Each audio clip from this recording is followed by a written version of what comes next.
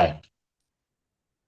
Now, introducing my next featured artist of the day on my radio program and podcasts. Taking time out of her schedule, we have a female emerging recording artist, Shalaine Stebner, joining me right here on my show. Lovely to have you on, Shalaine. Welcome to my program. Thank you so much for having me. Firstly, please can you just tell me and my listeners just a little bit about yourself, like where you're currently based in the world at the moment, your musical background and how you kind of got into country pop music as well. Absolutely. So I am in Alberta, Canada. So I'm a few hours behind you. But I've been a musician my entire life, whether it was for my own means or anybody else's. I'm pretty sure that I came out of the womb singing. So it's always been something that I've done. I used to sing a lot to karaoke tracks before I learned how to play guitar, but I didn't actually learn how to play guitar until I was in my mid 20s. But my dad, he was always in a band. He was a drummer. And so they always had a band. They were always practicing in our basement because our basement was the biggest that could fit everybody. So there was always music around. So I don't ever remember a time that there wasn't music. So then after I stopped singing karaoke and decided that I should probably, learn how to play for myself, I learned how to play on my grandpa's old guitar and just kind of fiddled around with that for a while. And it wasn't until I was in my mid 30s that I decided that I should probably do something with my life musically. And so during COVID in 2020, my husband was laid off, and he fell into a really really bad depression, and it was really unfortunate to see him go and not be able to help him. And so I did the thing that was in my heart, and I started writing songs. And so the first song that I wrote was a love song to my son about how he doesn't have to be strong, because I think that that's something that is very overly used, is that like men are strong, you don't have emotions, you don't have this, you don't have that. And I really wanted to show my son in a time when my husband was struggling that it's okay. It's okay to struggle. You're not any less of a person if you struggle.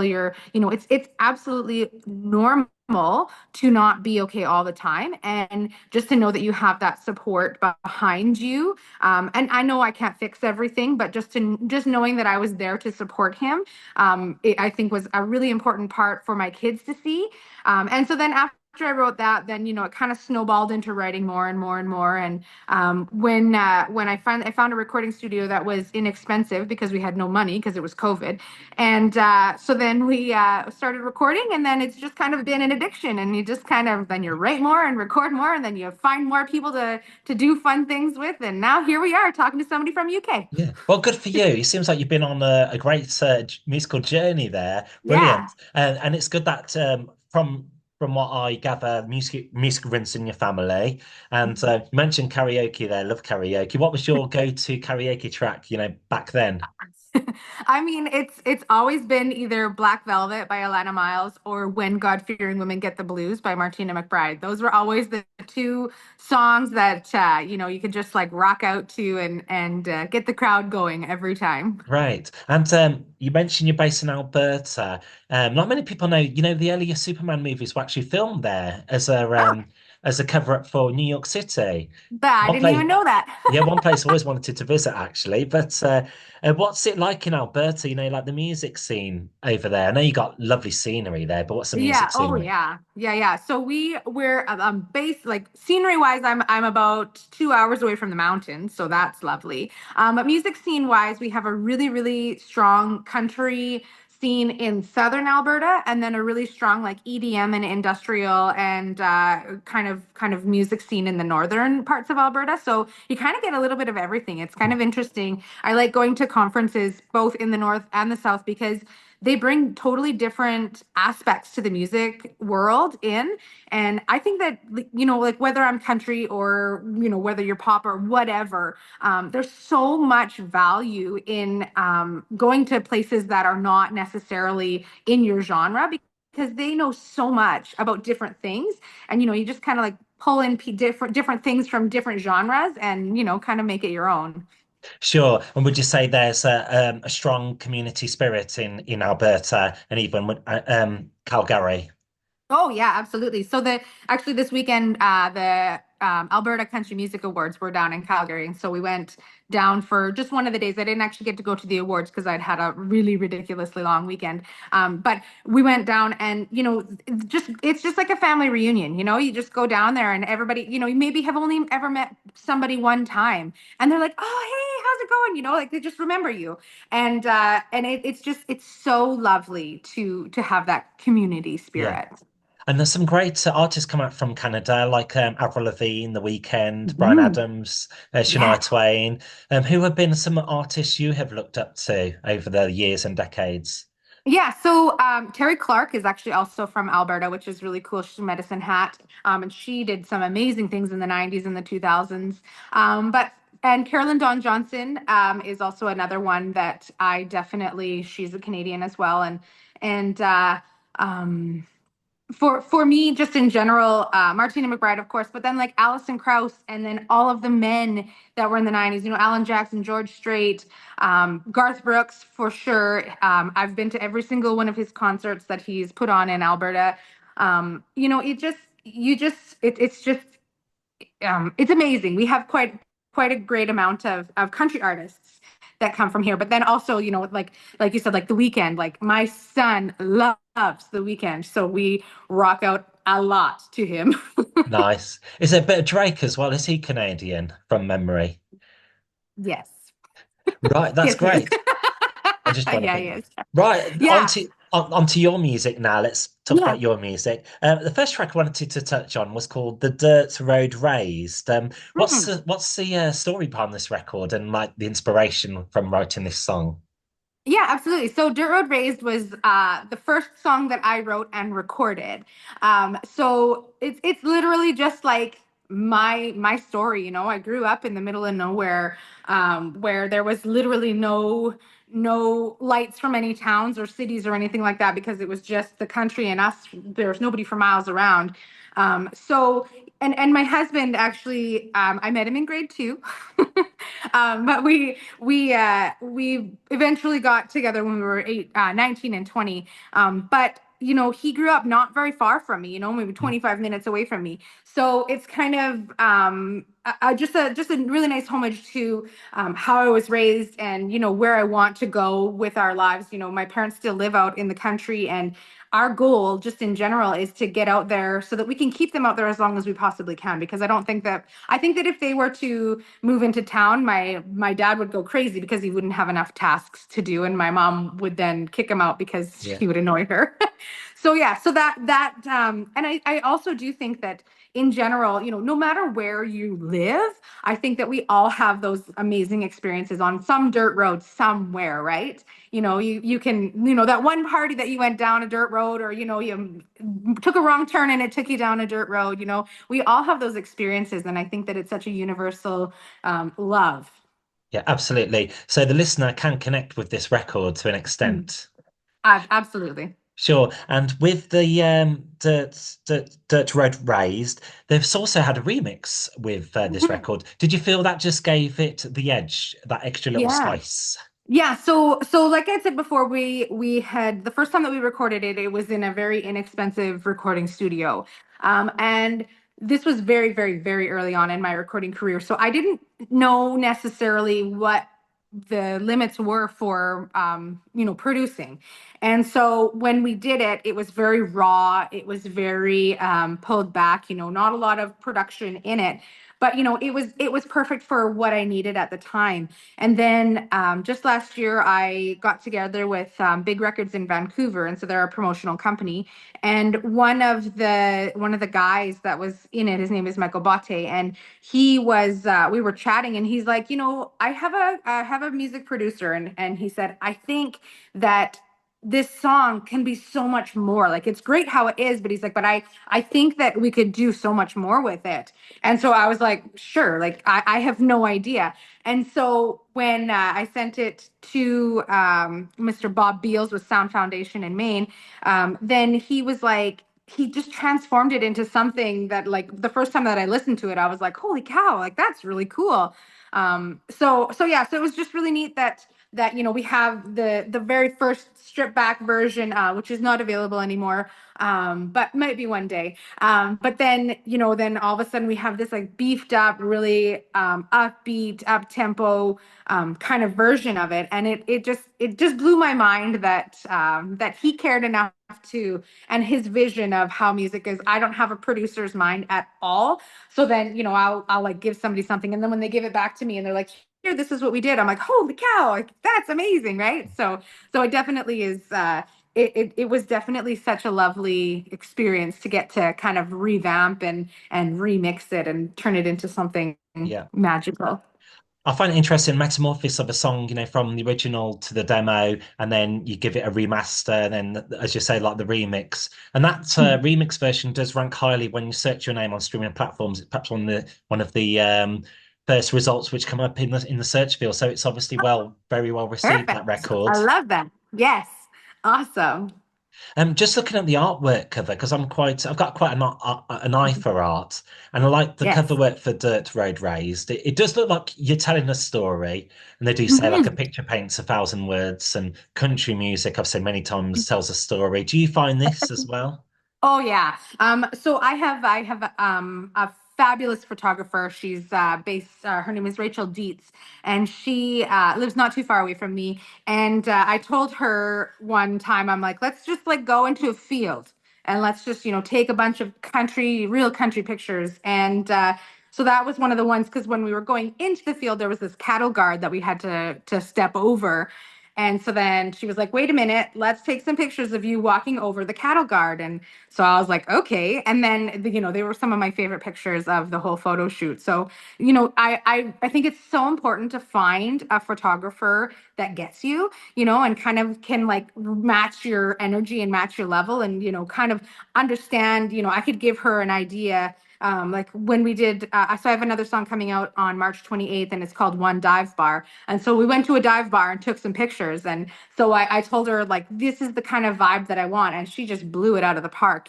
So having somebody that understands and gets what you want, and kind of connects with you is so important in a photographer. And there are so many amazing photographers out there. So yeah, it's just finding somebody that kind of Mm. gets you.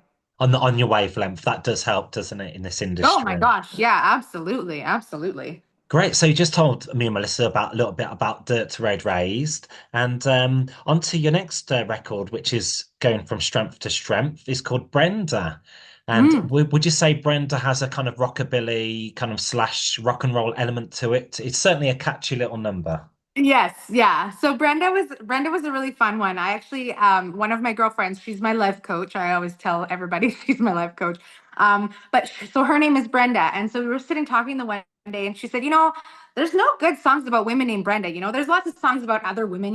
Jolene, the most recognizable, Lola. There's all these different women, but there's none that are named after Brenda. And so I was like, I'm gonna write you one. And it's kind of funny. I had this idea of like cigarettes and wine and, woman scorn and getting back at her man kind of thing. And it took me probably about 15 minutes to write the song. It was super, super easy. Sometimes I feel like you get like this like download, divine intervention of download, and it just like comes out so quick and so effortlessly.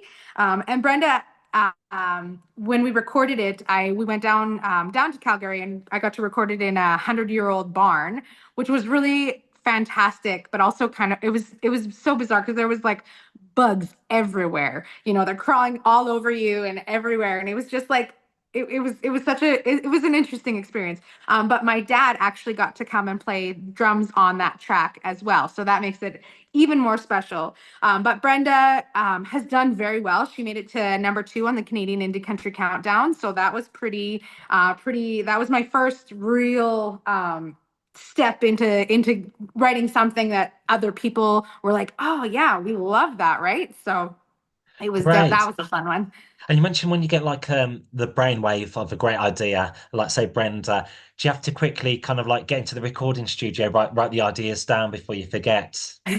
I have a on my phone I have the voice memos and the notes, and they're full of like little hooks and random recordings of me just like humming something stupid that I couldn't even tell you what I did it for. Or if it's 2 in the morning and you like scribble something on a notepad beside you, and then in the morning you don't know what it says. But yeah, definitely it's one of those things that if you don't get it out now and if you don't do it, then it's lost forever. And it's kind of funny when I kind of get a little bit of those download vibes. I kind of get into like a weird trance where it's like nobody talk to me, nobody do anything to me because I have to get this out, right? And it's almost like an obsessive, overly focused thing. So my husband's always like, "Oh, leave mom alone. She's getting a little crazy right now." So I suppose when it does happen, it naturally flows from there. yeah, it's probably one of the most magical experiences, and you try to recreate it. You try to recreate that feeling like, okay, I was driving this one time and I got a really good idea, so now I'm going to go for a drive. And it's not the same. It's always when it's least intentional that that the bug can hit you. Yeah, it's always the case, isn't it? Some things are unexpected. Mm. They Those are the surprise best one. though. The Yeah, unexpected ones are the best. yeah, they surprise when you least expect it. Just wanted Yeah. to talk about a few other records you released as well. Did you release a song called "I Sure Do Miss You"? Mm-hmm. And would you Yeah. say this is quite a more emotive record for you? Oh, absolutely. So, I sure do miss you. I wrote it. My aunt had passed away way too young. She was 59, and and I wanted to write a song for her, but I didn't want it to be, a super super cry sad song, right? But I think that's one thing that nobody can get away from is that we all will lose somebody at some point in our lives that was very important to us. That's just the way that life is, and so I wanted to write a song that said like no matter where I'm at, there are little things that remind me of you. And I'm not thinking of them and crying. I'm just thinking of them and thinking to myself, like, man, I miss you. And I think that that is a very important thing, because if we don't remember those people, then they get forgotten. Hmm. And so I think it's just a really great reminder of, if you think of whoever you've lost, and whether like in the song I say like the oil slick on the concrete, you could be driving anywhere or by where they used to live, and you kind of see something that reminds you of them, and everything has changed, but there's still that oil slick on the concrete that just kind of brings it back to you, and you go like, man, I just miss you. Hmm. Oh, that's lovely to hear because when you look at lyrics of a song, when you actually break down the lyrics, you it does actually strike you, you know, the meaning of the song. Hmm. Because I do Yeah, see it like, that's yeah, I do see it sometimes when I put a song like on like say like a streaming platform and it comes up with the lyrics, and it's not until you actually digest like the song lyrics that you understand the true meaning.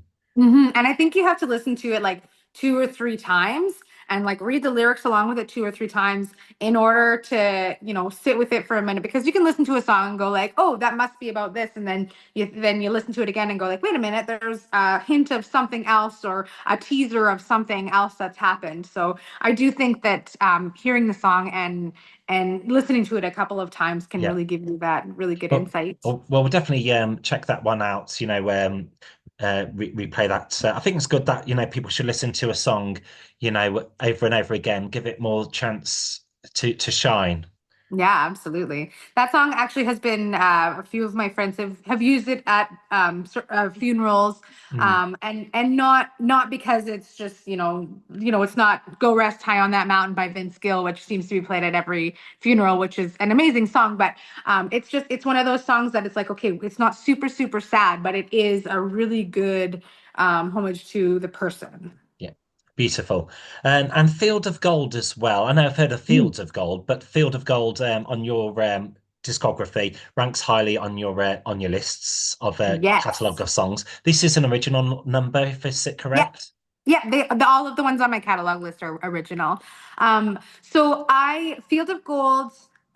We as a family we hunt, and so one year we were out hunting, and our kids were in the back of the truck, and when we were going into a field, and there was a deer that was way far off in the distance that I would never have been able to get regardless. But I was like, let's go for a walk. And so we got the kids out of the vehicle, and we were just walking along, and it was in a field that they had grown. I think it was, I'm not sure what was, maybe canola.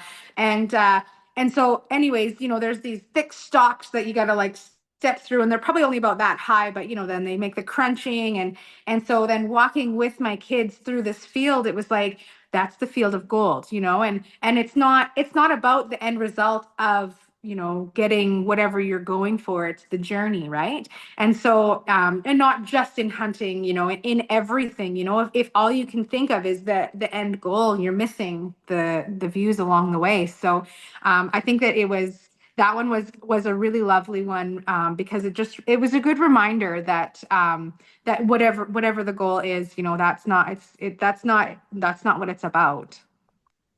That's thank you for answering that question. And also, I wanted to ask you, would you say you're quite a creative individual? You mentioned briefly before, how you get your ideas. Can it be quite challenging, when you have that kind of creative slowdown, when you're trying to think of songs? Yeah. So I don't write songs all throughout the year, because I don't want to force it. And so that I struggle with co-writing because, when you sit down and you're like, okay, it's 7 o'clock, let's write a song. And I'm like, well, I'm not inspired, so I'm not doing it, right? So it comes in waves. Creativity comes in waves for me, and usually it's in the most inconvenient time that the wave hits you. Mm. But it definitely, you can't force creativity, right? You can train yourself to get into the groove of it, but you can't force it, right? And so, I mean, even everybody is every creative is like that. They have to get into their whatever they like to do in order to get into that creativity. Um, Aspect of their lives. Great, well answered. Can you tell me more about your previous album? It's called Live from the Grand Tavern. Was that a Mm, memorable experience, when you performed yeah. it live? And would you say it's one of your highlights as well, even? Well, so that one was actually quite fun. So I was the opener for Mr. Bob Donaldson, who is actually also from the town that I grew up in, and I knew that he was going to be doing an album there, and so I reached out to him and I said, "Hey, bring me on," and he was like, "Okay, you can open for me," and so it was one of those things that it just kind of. It was so fun. The place that we did it in was kind of where we had grown up doing karaoke, and so this was kind of the bones of when we were younger.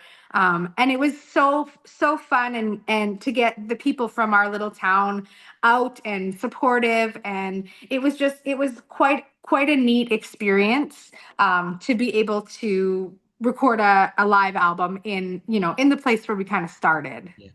It seemed like the audience were really enjoying the show. They're really like responsive, and that's what you want Oh, when you're awesome. performing. Awesome. It did come across. I like live albums. They do kind of feel like you're actually there sometimes. Mhm. I do think that like playing live is something that I mean everybody should do. But if you're a musician and you can't play live, you got to push yourself because live, like you can practice all you want in your room or in the garage or in the studio or whatever, but you need to also be able to adapt when things don't go as per recorded, right? So sometimes things change, sometimes something happens and kind of throws you a loop, and you have to be able to come back from that and not have it totally throw you off your game. So I think that playing live is so important. Yeah. And do you have any shows or gigs coming up, whether they're in your country or far Mhm. further afield? Yeah, so I have actually when we do so my next release, One Dive Bar, is coming out March 28th, and so we're doing a little bit of a release party, which is really exciting. I'm excited for that. I've never done a release party before, so I'm not quite sure what to expect.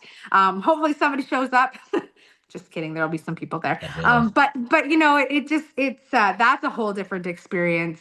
Just in general, it's been very fun to plan. It's been very fun to kind of like figure out and get people to open and get merch and all of this stuff. Like it's a huge undertaking, and I kind of like after I agreed to do it, then I was like, oh my gosh, this is a lot of work, but it's been fun. Yeah. And then like at the launch parties, the promo parties, do you get a chance to meet like your concert goers, the people who support Mhm. your music? And Yeah. do you recognize the faces? You know, when you're performing live, you see the faces in the crowd. Oh yeah, absolutely, absolutely. So the where we're doing it is in a little tiny bar, kind of off the beaten path. So it's a very intimate, and those are the shows that are my favorite. When you get to sit not far from everybody, and you see everybody's faces, and you can see how the music affects them and whatnot. I played last week at a little brewery, not too far from me, and literally like probably like a foot and a half away from the stage there were these couches, and then everybody kind of sat on the couches, so you literally can almost smell their breath, right? Like you are so close to them. But then you get to feed off of their energy, and I love that. I love the smaller intimate shows. I've done big shows. I played at we have our stadium is called Rogers Place, and so I played at Rogers Place for 12,000 people for an intermission at a hockey game, and that was phenomenal. And people were tagging me that didn't even know we're there, right? But at the same time, I myself I like the more intimate one, not one on one, but one on Yeah. 20 or one on 40 kind of thing. And do you have any festivals coming up? I know like the country festivals, they are very popular at the moment. hmm Yeah, so I'm not involved in any of them this year. I've got a lot of I get a lot of private gigs, lots of backyard parties and lots of patio parties, weddings, anniversaries, birthdays, and I think that those for now that's kind of my focus. I'm not necessarily I haven't weaved my way into the festival side of things, and I'm not sure if that's going to be my goal for the next couple years, because that opens just a whole new Yeah. can of worms. So right now I'm focusing on the smaller intimate things, but maybe in the next couple years Yeah. we'll get a little bit or dig our toes Yeah. into it. Absolutely. And it seems from what you're telling me, you're very busy anyway. Yeah. Yeah. And have you ever performed in Europe at all, or any other parts of the world, say like Australia, or is it just Canada at the moment, So US? far, it's just been Canada. Yeah, I have not. I've not had the pleasure of traveling. I do have two small kids. So my daughter's 7, my son is 10, and so right now, traveling more than a couple of days is not necessarily high on our family values right now. Hmm. Because I have to as much. Oh gosh, I would love to do that, but at the same time, it has to make sense for my family, and I think that that's the biggest challenge that I have, and I'm sure that there's other musicians that will also have this challenge too. But finding that balance between home life, work life, music life, getting all of the balls that you're juggling to make sense, and sometimes I think that it's very important to understand that sometimes all the balls that we're juggling will set one down because I don't have enough talent to juggle them all, but not because I'm setting it down forever, but I will pick it back up because then I'll set something down, right? So it's just like it's a balancing act of what Yeah. is important at the time, and we'll do that for a minute and then switch it out as it goes. So currently, I don't travel very far. A couple of days away is more than enough. I get to go to Atlanta, which is in the southern part of the U.S. this year. For the International Singer-Songwriters Association.